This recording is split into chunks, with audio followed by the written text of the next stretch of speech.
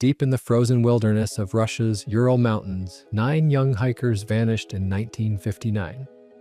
When rescuers finally found their camp, what they discovered was terrifying. A tent ripped open from the inside, bodies scattered half naked in the snow, some with broken bones so severe it looked like a car crash, others missing eyes. And one, even her tongue. No one knows what drove them from safety into the deadly cold that night. Was it an avalanche, a secret Soviet weapon, or something far stranger? This is the Dyatlov Pass Incident, one of the most chilling, unsolved mysteries of the 20th century. And today, we're going to uncover every theory, every clue, and every dark possibility behind it. But before we dive in, if you love mysterious conspiracies and strange unsolved stories like this one, make sure to like this video and subscribe to the channel. That way you'll never miss the next mystery waiting to be uncovered. The story begins with Igor Dyatlov, a 23-year-old engineering student at the Ural Polytechnic Institute. Dyatlov was more than just another hiker. He was respected for his discipline, his technical mind, and his ability to keep a group together under pressure. When he organized this expedition into the Ural Mountains in the winter of 1959, there was no doubt he was the perfect leader. The team he gathered was made up of 9 others, 8 men and 2 women, all students or recent graduates. They were young, bright, and tough, each of them already seasoned hikers who had faced snow, storms, and the brutal Russian winters before. They weren't thrill seekers chasing danger. They were disciplined mountaineers chasing the highest certification a Soviet hiker could earn, the Grade 3 badge. To achieve it, they needed to complete a demanding trek across hundreds of kilometers of frozen terrain. Their destination was Mount Otorten, a remote peak in the northern Urals. The name, in the language of the indigenous Mansi people, translates chillingly as "don't go there." Still, Dyatlov and his group pressed on, carrying skis, tents, and journals to document the journey. In every photograph they took along the way, the hikers appear smiling, joking, full of life. No one could have imagined that this expedition, meant to prove their skill and endurance, would instead become one of history's darkest mysteries. On January 23, 1959, the group boarded a train and began their journey north. Spirits were high. Their journals and photographs show laughter, songs, even playful jokes about the hardships they expected to face. For them, the bitter cold and the isolation weren't obstacles. They were part of the challenge. By January 27th, the hikers had reached the edge of civilization. From that point on, there were no more roads, no villages, only the endless forests and mountains of the Urals. It was here that one of the 10 members, a man named Yuri Yudin, fell ill. His joints and stomach flared with old medical problems, forcing him to turn back. At the time, Yudin was devastated to leave his friends behind. But history would later call him the luckiest man alive. He was the only one who would return. The remaining 9 pressed on, skiing and climbing deeper into the wilderness. They left careful notes in their diaries, documenting the snowstorms, the harsh winds, and the progress they made each day. On February 1st, they set up camp on the slopes of a mountain known to the Mansi people as Kholat Syakhl, the Mountain of the Dead. Why they chose to stop there, exposed on the open slope, remains a puzzle. But that night, they pitched their tent, cooked a simple meal, and wrote their final entries. By the next morning, silence. The diaries end, the photographs stop. And from that day forward, none of them were ever seen alive again. When the group failed to return by their scheduled date in mid-February, their families grew anxious. At first, authorities dismissed the concerns. After all, delays were common on such dangerous expeditions. But days stretched into weeks, and finally, a massive search effort was launched. Students, volunteers, and eventually the Soviet military combed through the frozen wilderness in the hope of finding survivors. On February 26, the searchers stumbled upon the campsite. What they saw defied explanation. The tent was half buried in snow, collapsed and torn open, not from the outside, but from within, as if the hikers had slashed their way out in a desperate hurry. Inside, they found boots, coats, food, even money and personal items neatly laid out, abandoned. It was as if the group had fled into the night with no preparation. in sub-zero temperatures. The first bodies were discovered not far from the tent at the edge of the forest beneath a tall cedar tree. 2 young men lay in their underwear, barefoot in the snow. Evidence suggested they had tried to build a small fire with branches torn from the tree. But the effort hadn't saved them. Nearby, searchers found broken branches high up in the cedar, a sign someone had climbed it, perhaps to look back at the campsite or to escape something. A short distance away, 3 more bodies were found, including that of the leader, Igor Dyatlov. Their position suggested they had been trying to crawl back to the tent. All were underdressed, all frozen where they fell. But the mystery only deepened when, months later, the remaining 4 hikers were discovered further into the woods, buried under several feet of snow. Unlike the others, these bodies told a darker story. Severe skull fractures, crushed ribs, injuries so violent that one investigator compared them to the force of a car accident, yet with no external wounds, no bruising, no blood. One of the women was missing her eyes. Her tongue had been torn out. As if that weren't enough, traces of radiation were found on some of the hikers' clothing. The rescuers and investigators were left with more questions than answers. What could cause a group of experienced mountaineers to flee into the frozen night without shoes or coats? What invisible force could shatter bones without breaking skin? And who or what mutilated their bodies? The Soviet authorities quickly launched an investigation, but from the very beginning, the case was shrouded in confusion and secrecy. Autopsies confirmed the bizarre nature of the injuries. Some of the hikers had died from hypothermia, yes, but others had suffered trauma so violent that doctors compared it to the aftermath of a high-speed collision.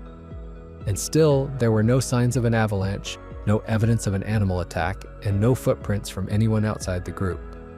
The lead investigator famously described the cause of death in his final report with a single chilling phrase: an unknown, compelling force. It was as if even the officials couldn't bring themselves to name what had happened. Soon after, the case was abruptly closed. Files were sealed, witnesses silenced, and families left without answers. The parents and friends of the victims pushed for more information, but their questions were met with vague responses and official denials. Rescuers claimed they had seen the bodies with a strange orange tint to their skin, or that their hair appeared prematurely gray. Others whispered about strange glowing lights in the sky above the mountains during the nights of the tragedy. But none of this made it into the official record. For decades, the Dyatlov Pass Incident remained locked away in classified archives. The Soviet government offered no satisfying explanation, only silence. And in that silence, the mystery grew. If an avalanche or a simple accident was to blame, why cover it up? What was so dangerous about the truth that it had to be buried along with the hikers themselves? With the official report offering nothing more than the phrase, an unknown compelling force, the Dyatlov Pass Incident quickly became fertile ground for speculation. Over the decades, countless theories have emerged, each one attempting to explain the chaos of that night. But as you'll see, every theory solves part of the puzzle, and yet none of them fit it completely. The most straightforward explanation, and the one most often accepted today, is the avalanche theory. According to this idea, a slab of snow broke free from the slope above the tent, crashing down in the middle of the night. The hikers, startled away, cut their way out and fled into the darkness, leaving behind their boots, coats, and supplies. In the brutal cold, hypothermia claimed most of them, while the unlucky few caught in the avalanche sustained the crushing injuries found in the autopsy reports. On paper, this sounds reasonable. But here's the problem. The site itself didn't match what you'd expect from an avalanche. The tent, though damaged, was still standing, no large amounts of snow had buried it, and the slope where they camped was relatively shallow, making a major avalanche unlikely. Even stranger, experienced mountaineers like Dyatlov's team would never have chosen such a location if there had been even a hint of avalanche danger. And then there are the injuries. Crushed ribs and fractured skulls, so severe they resembled the aftermath of a car crash, not the kind of wounds you'd expect from a small snowslide. If an avalanche caused their deaths, why did one hiker lose her tongue? Why was there radiation on their clothes? The avalanche theory explains the panic, but little else. Some scientists have proposed a variation, the snow slab theory. Here, instead of a roaring avalanche, a smaller block of compacted snow slipped onto the tent, collapsing part of it and terrifying the hikers. Others suggest katabatic winds, hurricane-force gusts that it can strike suddenly in the mountains. Either event might have convinced the group that they had to get out immediately, even without time to dress. These explanations make sense of the tent damage and the desperate flight into the forest. But again, the injuries remain a stumbling block. How could a snow slab, or even gale-force winds, shatter ribs and skulls without leaving external wounds? That's where the theories take a darker turn toward the Soviet military. The Ural Mountains were used as a testing ground for experimental weapons during the Cold War. One idea is that the hikers stumbled into the path of parachute mines, bombs dropped by aircraft that explode just above the ground. A blast wave from such a device could easily cause the kind of internal injuries described in the autopsies while leaving little external damage. It might also explain why their bodies and clothing contained traces of radiation. And it could explain the secrecy, the sealed files, the evasive officials, the rushed closure of the case. If the hikers died in the middle of a military experiment gone wrong, covering it up would have been far easier than admitting the truth. But skeptics counter that there were no signs of explosions at the site. No craters, no scorched ground, no debris. And why would the Soviet Union risk testing dangerous weapons in an area where civilians were hiking? Unless, of course, the hikers saw something they weren't supposed to see and were silenced for it. For some, the explanation isn't military at all, but extraterrestrial. Witnesses in nearby villages reported strange glowing orbs in the sky around the time of the tragedy. Search teams even mentioned them in official reports. Could the hikers have encountered a UFO or been caught in some kind of unearthly phenomenon? The radiation, the strange mutilations, the sudden terror. All of it has been woven into the alien theory. Of course, it's impossible to prove, and for many, it stretches credibility. But when faced with such an inexplicable case, the human imagination often turns to the stars. Then there's the theory that adds a touch of folklore, the Yeti. Some believers claim that the group was attacked by a large, unknown creature, a snowman of the Urals. The mountain where they camped, Kholat Syakhl, was considered cursed by the indigenous Mansi people, who called it the Mountain of the Dead. Some even argue that photographs recovered from the hikers' cameras show a mysterious figure lurking in the trees.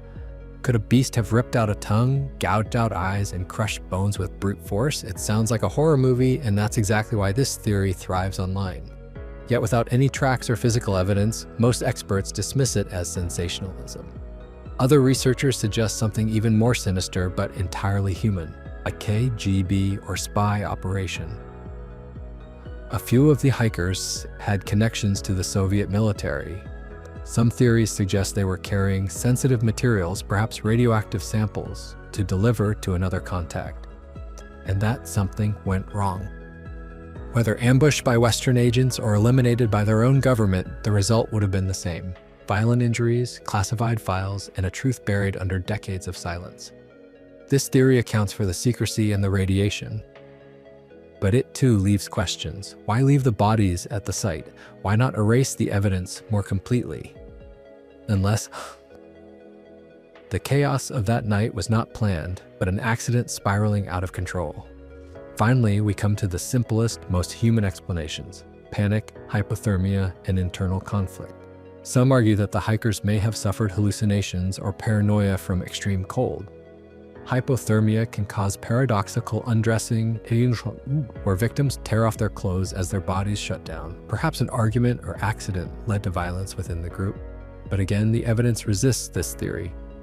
Frostbite doesn't crush bones like a car crash, and hypothermia doesn't tear out tongues. The truth is that every theory explains part of the story, but none explain it all.